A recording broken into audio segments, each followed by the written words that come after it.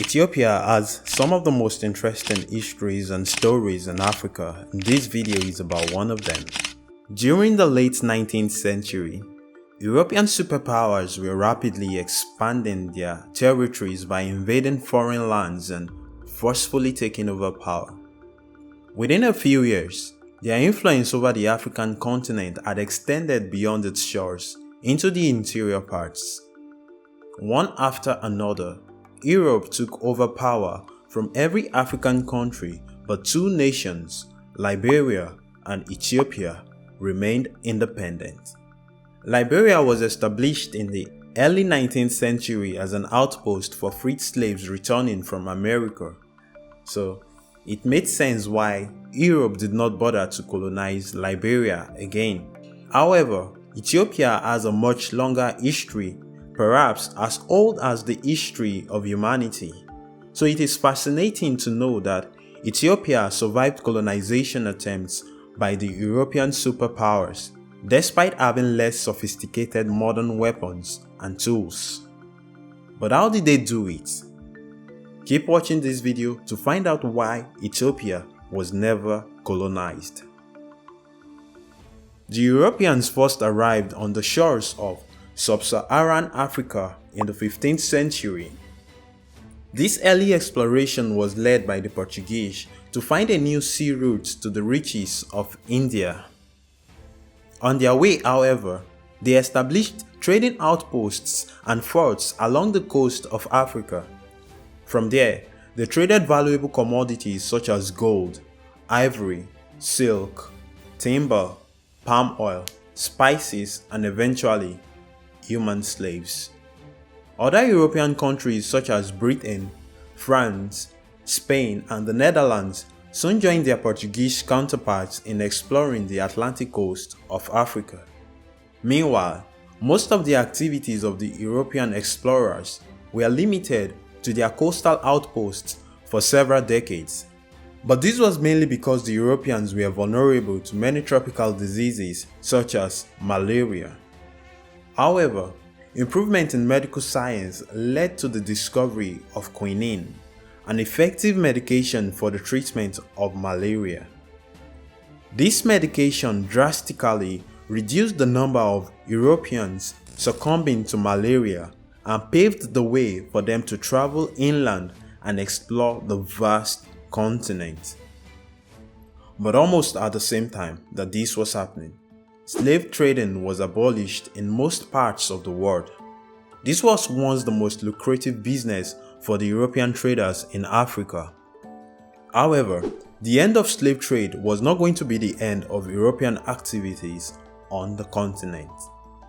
As they began to explore the interior parts of the continent, they saw that Africa was full of vast natural resources and mineral wealth. Consequently, Europeans' interest in Africa became even stronger after they found an opportunity for cheap resources. Additionally, there were considerable political rivalries between the European superpowers of the time. So in order to maintain their status as a superpower, many European empires began a scramble to colonize Africa in the late 19th century. In 1870, only about 10% of the continent was formally under European control, with nearly all their territories located near the coast. But this was just the beginning. In 1884, European leaders met at the infamous Berlin Conference to set up rules for the colonization and partition of Africa. This was done to avoid conflict between the competing colonial powers.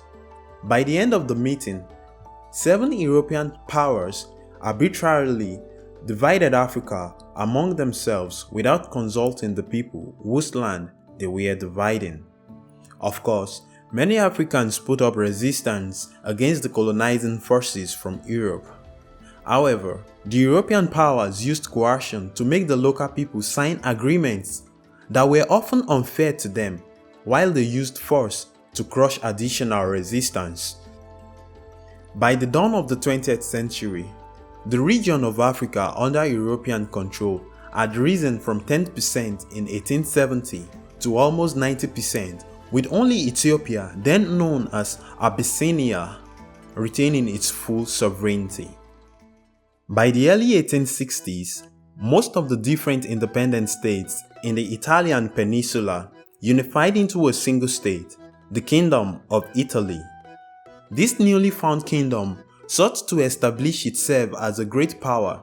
Therefore, Italy joined its European counterparts in the race to colonize Africa and expand its territory. Prime Minister Francesco Crispi was at the forefront advocating for Italy's expansion into Africa with the full support of King Umberto I. Meanwhile, Italy's colonial endeavor was already late compared to its European neighbors. Nevertheless, they took an interest in the Horn of Africa region with access to the ocean. But it wasn't as if they had much choice, since most of the other regions had already been claimed by Britain and France especially. So the Horn of Africa was basically the only region that was up for the taking. Italy's activity around the region began with the purchase of Assab, a small fishing village on the coast of Eritrea in 1869. This purchase was made under the name of Raphael Rubatino's Shipping Company 2 days before the Suez Canal was opened to navigation. But the truth is, this navigation company only acted as a gateway to the region, helping the Italian government to secure a foothold in Africa. Moreover, the British, who then controlled Egypt and by extension the newly opened Suez Canal, did not want the region to fall into the hands of the French, who already controlled French Somaliland in the present-day Djibouti. They believed that an increase in French activity along the route could interfere with British shipping on the human-made waterway that connects the Mediterranean Sea to the Red Sea. So with Britain's encouragement and support, Italy moved north from Assab to occupy the much bigger Red Sea port of Massawa in 1885. The Ethiopians already controlled parts of the region of Massawa, as the port was their major access to the sea. But the invading Italian forces ignored the Ethiopians and quickly occupied Massawa. Simultaneously, the Italians also moved to the southern part of the Horn of Africa and occupied much of the present-day Somalia. At first, things seemed to be going well between the two nations until the Italians began restricting arms shipments and imposing customs duties on Ethiopian goods at the port of Massawa. Additionally, the Italians began expanding further inland into regions claimed by the Ethiopians with the aim of eventually colonizing the entire Ethiopia. Unsurprisingly, the Ethiopians responded with fierce resistance, leading to a 2-year conflict with Italy. Both sides suffered heavy casualties, forcing the Italians to halt the invasion. The battle ended officially in 1889 when the Ethiopian Empire, under the new Emperor Menelik II and the Kingdom of Italy, signed the Treaty of Wuchale. This treaty promised to promote peace and friendship between Ethiopia and Italy. However, Ethiopia must recognize and acknowledge the Italian possession of the lands around it. In exchange, Italy will give Ethiopians free access to the sea and supply them with arms and ammunition. The Treaty of Wuchale seemed perfect, and the Ethiopians even agreed to concede some territories of Ethiopia to Italy in exchange for assurance of independence. Unfortunately, there was more to the agreement than what Ethiopia had bargained for.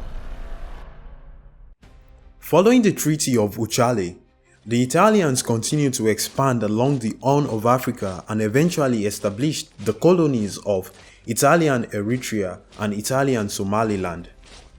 Ethiopia was totally surrounded by European colonies.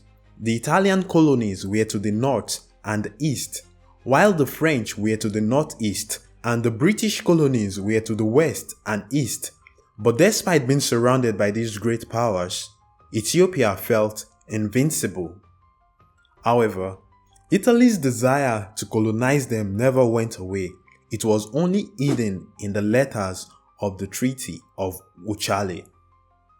The treaty has 20 articles written in two languages, Amharic and Italian. Article 19 states that the treaty would be written in both languages and both versions would present the same information.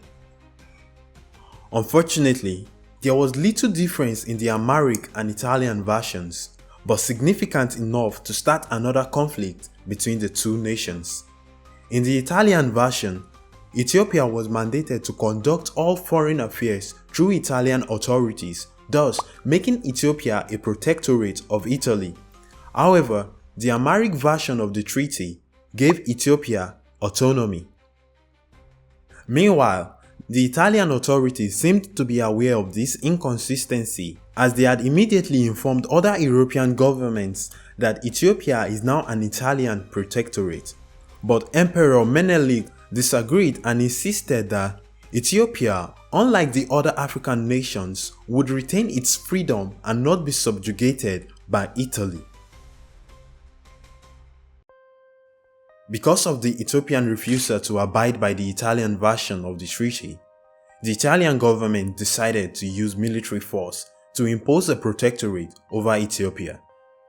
After Emperor Menelik denounced the treaty in 1894, Italian troops began moving into small territories claimed by the Ethiopians and annexed them as part of Italian Eritrea.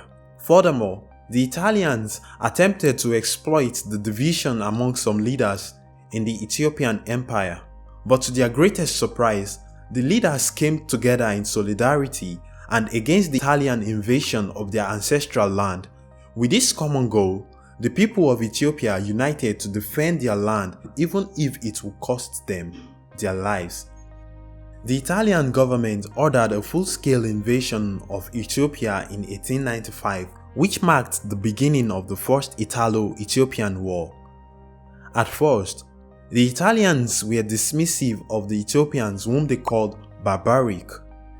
Nevertheless, the Ethiopians were able to put up strong resistance against the invading forces.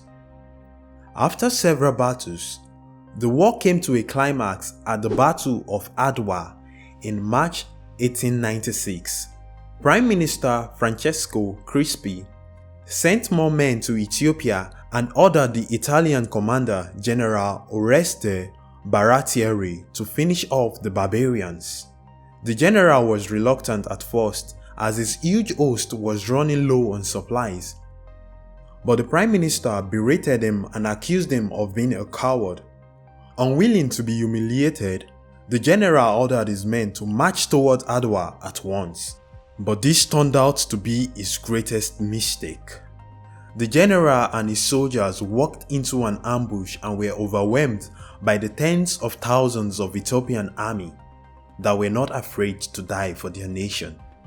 The Italians had underestimated the strength and size of the Ethiopians, but most especially, they had underestimated the will of a people who would do anything to defend their land.